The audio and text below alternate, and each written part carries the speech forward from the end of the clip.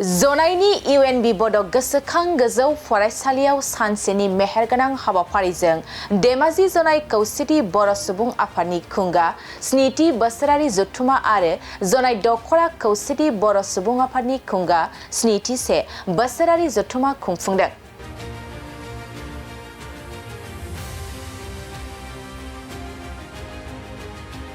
हाबाफारि बायदि फुंबिलिनि समाव धेमाजि जिल्ला खौसेथि बर' सुबुं आफादनि आफादगिरि राथिराम बसुमतारी बिथाङा आफादनि फिरफिलाखौ बिरहोयो। लोगोसे गंस्नि दखरा खौसेथि बर' सुबुं आफादाबो फिरफिला बिरहोयो।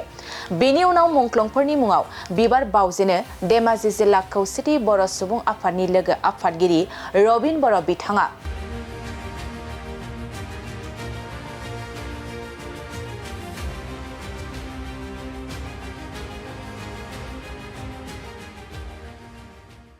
आरो दिनैनि बे हाबाफारियाव जिल्ला आफादा गंस्नि दखराखौ लाफानानै आरो जनाय हालामनि बर' रायजोफोरखौ लानानै मा आयदानि सायाव सावरायगोन बेनि सायाव खौरां बिजोंनि गेजेरजों धेमाजि जिल्ला खौसेथि बर' सुबुं आफादनि आफादगिरि राथिराम बसुमतारी बिथाङा मा फोरमायदों फै जों आबुङै मिथिना लानि।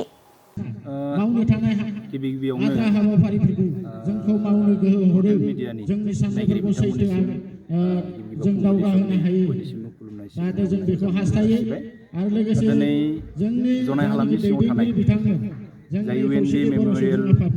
धेमाजि जिल्लानि सिङाव थानाय मोनस्नि दखरानि हाई सेकेन्डारि स्कुल फरायसालियाव धेमाजि जिल्ला खौसेथि बर' सुबुं आफादनि बे बेलायाव बोसोरारि आं बेखौसो बुंनो सानदों जाहाथे जथायै खुंनाय मुंख्लं जालांनायफ्रा जालांबाय जनाय दखरा खौसेथि बर' सुबुं आफादनि जानाखि मावनो लानाय हाबाफारि जि बे जथुमा हाबाफारिखौ बेखौ जों गोसो सानसेनि गोथारै मेहेरगोनां हाबाफारिनि गेजेरजों गोसो मैला लानानै फरायसालिनि लांगोनायाव जों गाज्रि लाहार फाहार खालामो। मावनो थाखाय गिबि हाबाफारि हिसाबै फिरफिला बिरहोनाय हाबाफारि दंमोन, बे जोबनानै थांबाय। बेनि उनाव जों मुंख्लंफोर जाय मुंख्लंगिर जोहोलावजो बिथांमोना जोंनि हारिनि थाखाय जिउ बावलांबाय, दा बिथांमोननि मुङै बिबार बावनाय हाबाफारि दङ, बेबो जोबनानै थांबाय। दा जोङो दान्दिसे उनाव जिहेतु जोङो डेलिगेट सेसन जिहेतु जागोन, दा बेवहाय माखासे जोंनि ओनसोलनि समस्याफोरखौ लानानै जिल्लानि सिङाव थानाय समस्याफोरखौ लानानै जों सावरायनो नागिरदों। समस्या होनोब्ला गोबां दङ, फरायसालिफोरनि जेंना आरो जोंनि समाजारि बिथिंनि जेंना, गोबां जेंनाफोर दङ। बे जेंनाफोरखौ जोङो जयैनो सावरायलायनायनि गेजेरजों जोङो बोरैहाय जों सुस्रांनो हागोन। दिनै जोङो नुदों जे जोंनि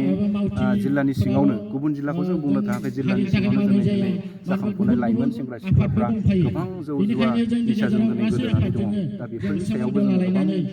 रायजो राजाफोरखौ लानानै सावरायनो गोनां जोंनाव सावरायनो गोनां हाबाफारिफोर दङ। जों बेखौबो जोङो दिनै सावरायगोन। बेजों लोगोसे जिहेतु जों बिटिआरनि बायजोआव मोनसे जोंनि बर'फ्रा जि बर' कसारि वेलफेयार अट'नमास काउन्सिल मोनबाय, दा बे बर' कसारि अट'नमास काउन्सिलाबो दिनै जों नांगौ बायदि जिहेतु जों गभमेन्टनिफ्राय रां रुफाखौ मोननो हायाखै, दा बेनि सायावबो जों माखासे सावरायनो जिहेतु दङ, बेखौबो जों सावरायनांगोन जे दिनै गभमेन्टआ जोंखौ मानो दिनै इलेक्सनखौ फाथिनानै होनो नागिराखै, मानो एसेबां गोबाव खालामबाय थादों, दा बेखौ जोङो सावरायनो नागिरदों। आरो बेजों लोगोसे जिहेतु जोङो मिथिबाय थादों राभा हासं जि अट'नमास काउन्सिलाव जोंनि बर'फोर दङ, दा बे बर'फोरखौ राभा अट'नमास काउन्सिलनिफ्राय बरनानै हरनो नागिराखै होननानै बुंनो नागिरदों। आरो बेजों लोगोसे जिहेतु टिवा अट'नमास काउन्सिलावबो जोंनि बर'फोरा गोबां बर'फोर थाबाय। दा जोङो लुबैगोन, जोङो नागिरगोन जे जोङो बिटिआरनि बायजोआव जिहेतु जोङो आलादा गावहानो जुदि मोनसे खुंथाइ जिहेतु मोनबाय, दा बे खुंथाइ मोननायाव जे जोङो टिवा अट'नमास काउन्सिलाव थानाय, राभा हासं अट'नमास काउन्सिलाव थानाय जि जोंनि बर'फोर, बे बर'फोरा जोंनि अट'नमास काउन्सिलावनो थानानै जोंजोंनो जयै थानानै खामानि मावनो थाखाय जोङो जोंजों थाफानानै खामानि मावनो थाखाय जोङो हास्थायगोन। आरो बिथांमोनखौ जे सरकारा थाबैनो राभा अट'नमास काउन्सिलनिफ्राय, टिवा अट'नमास काउन्सिलनिफ्राय जायखिनि जोंनि बर' रायजो राजा बिथांमोन दङ, जाहाथे बिथांमोनखौ थाबैनो हरनानै जाहाथे जोंनि बर' कसारि अट'नमास काउन्सिलखौ थाबैनो इलेक्सन फाथिनांगौ। दा बिनि सायावबो जोङो गोबां खोथाखौ सावरायगोन। बेजों लोगोसे जिहेतु जोङो दिनैनि जा सावरायनाय हाबाफारि, जे डेलिगेट सेसन जाखांनायनि उनाव जिहेतु अपेन सेसन जागोन, बेवहाय गोबां आलासि बिथांमोन दङ। दिनै जोंनि खौसेथि बर' सुबुं आफादनि मानिजाथाव आफादगिरि मनरन्जन बसुमतारी मानगोनां बिथाङाबो जोंजों दङ। लोगोसे दुलाराय बर' फरायसा आफादनि सासे नेहाथारि बड'सा ब्रह्म बिथाङाबो जोंनि दिनै बे हाबाफारियाव बाहागो लाफैगोन आरो बेजों लोगोसे जोंखौ जोंनि बर' कसारि वेलफेयार अट'नमास काउन्सिलनि चिफ जार्ज जाथाव मिहिनीश्वर बसुमतारी बिथाङाबो बाहागो लाफैगोन बेवहाय जोङो गोबां खोथाखौ जिहेतु मिथिगोन आरो बेवहाय जों गोबां जोंनि दैदेनगिरि जिहेतु बाहागो लाफैगोन बे बाहागो लानाय खाबुआवनो जाहाथे जोंबो जोंनि दैदेनगिरिफोरनि सिगाङाव बा बिथांमोननि आवगायाव माखासे जोंबो जिहेतु खोथाफोर जोंबो फोरमायनांगौ दङ बा जोंनि जिल्लानि सिङाव थानाय माखासे समस्याफोरखौ जोङो जिहेतु फोरमायनांगौ दङ दा बेखौ जोङो फोरमायगोन आरो दिनैनि सावरायनाया खोब मोनसे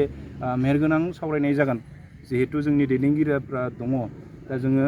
बिथांमोननि जोंनि दखरा आफादफोरनिफ्राय जोङो माखासे जिहेतु जोङो बिथांमोननिफ्राय रादाब लागोन बिथांमोननिफ्राय जोङो जिहेतु रिपर्टफोरखौ लागोन दा बिथांमोननिफ्रायबो बिथांमोननि दखराव माबायदि समस्याफोर जाना दं जिहेतु जोंखौ खावलायबाय थाखादों जे जोंनि गेजेराव गोबां फरायसालिफोरनि जेंना दिनै बर' मिडियामनि फरायसालिफोरा जोबनायनि लामायाव थांगासिनो दङ दा बेफोरखौ जों बोरैहाय लाबोनो हायो बा बेफोरखौ जों बोरै होबथानो हायो बेनि सायावबो गोबां सावरायनांगौ जिहेतु दङ सावरायनाया जालांबाय थागोन जोबनाय नङा समस्यायाबो दं जिहेतु समस्याखौ लानानै